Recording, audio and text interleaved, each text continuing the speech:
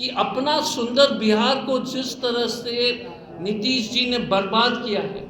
और अगर आप वोट क्राइम का इंक्रीज देखेंगे 2005 से 2022 तक, मैं 25 तक ले जाऊंगा, करीब 400% के आसपास की जो है अपराध बढ़े। 400%।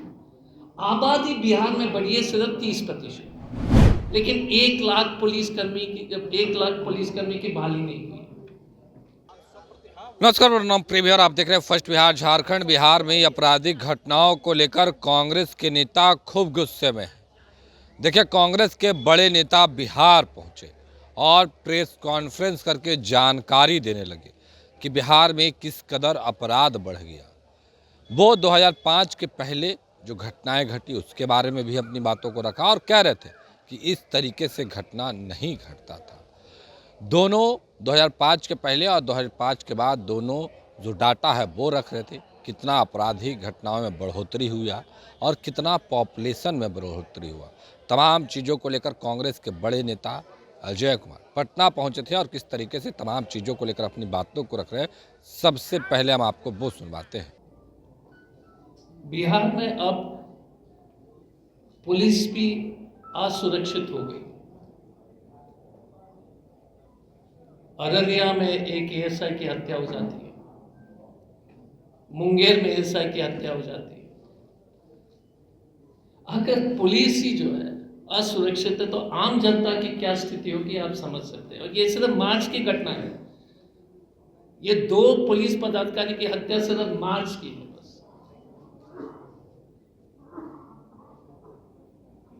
बिहार में रोज 953 जघन्य अपराध होते हैं। भाजपा और जेडीयू, नीतीश जी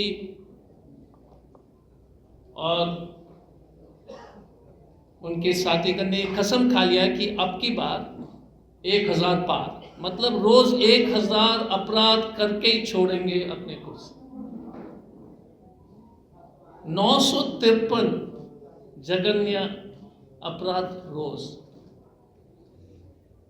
8 हत्याएं रोज। मैं आपको बाकी आंकड़े के बारे में भी बताऊंगा धीरे धीरे करके।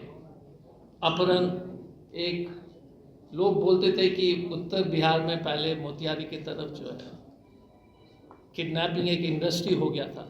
आप लोग को याद होगा 90 और 2090 के दशक में, और वो सिर्फ सीमित थी। उस वक्त ब्लैक पैंथर ऑपरेशन वगैरह ये सब ऑपरेशन चले। अब तो पूरे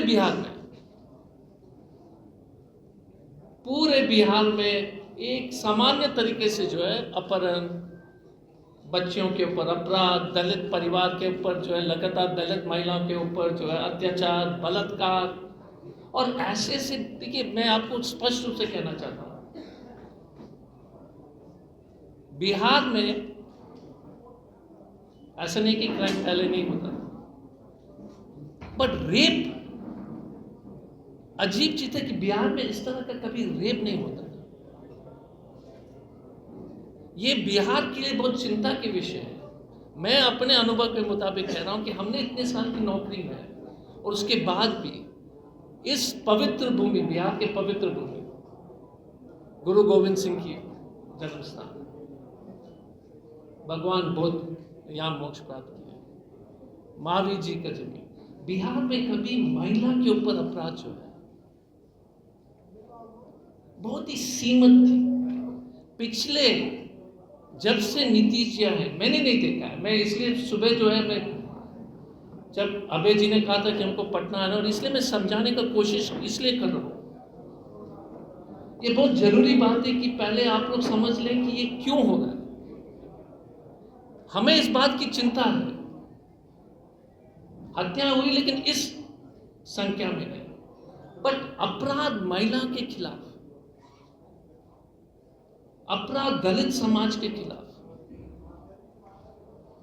रोहतास में एक बच्ची को जला दिया जाता है, इस तरह का अपराध मैंने पहले बिहार में इतने सालों में, जितने 15-20 साल में जो लॉ एंड ऑर्डर की जो डिटीरिएशन हुई है, और एक नैरेटिव इन्होंने बाहर एक्सपोर्ट करने की कोशिश की कि जंगल राज था। मैं किसी भी सरकार की पक्ष में टिप्पणी नहीं दे रहा हूं, पर यदि उस समय के बारे में लोग ऐसे टिप्पणी करते हैं तो आज के समय में इसको किस तरह से परिभाषित किया जाए। और पूरे देश में ये जो सुशासन बाबू के नाम पर इन्होंने जो बकवास और झूठ फैलाया है, ये आंकड़े जो है सचमुच में जो है, हम जब से एक हफ्ते से जो है हमने जो प्रेस कॉन्फ्रेंस के लिए हम जब अभय जी से बात करने लगे थे तो मैंने तैयारी करनी शुरू की, तो मुझे भी नहीं मालूम था कि अपराध इस तरह से बढ़ गया।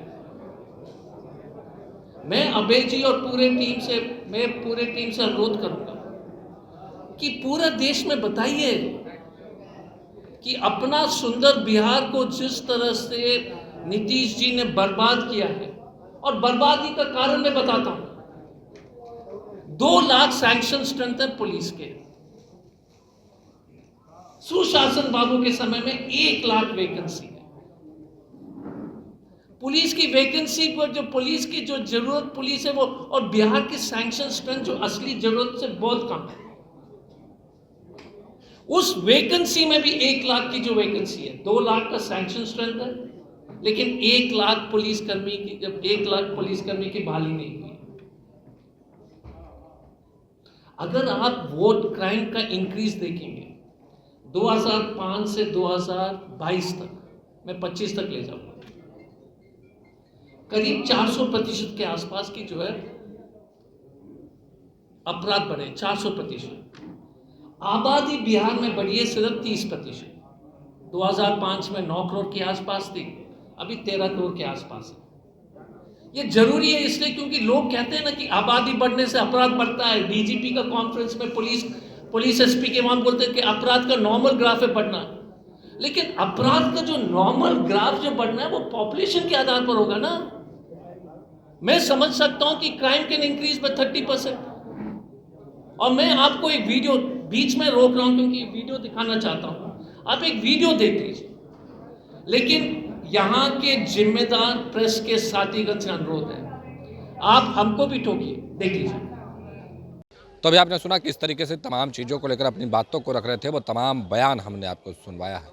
देखिए, प्रेस कॉन्फ्रेंस में कह रहे थे कि बिहार में जो पुलिस बल की तैनाती है जितना होना चाहिए उतनी नहीं है, बिहार में और भी वैकेंसी आने चाहिए।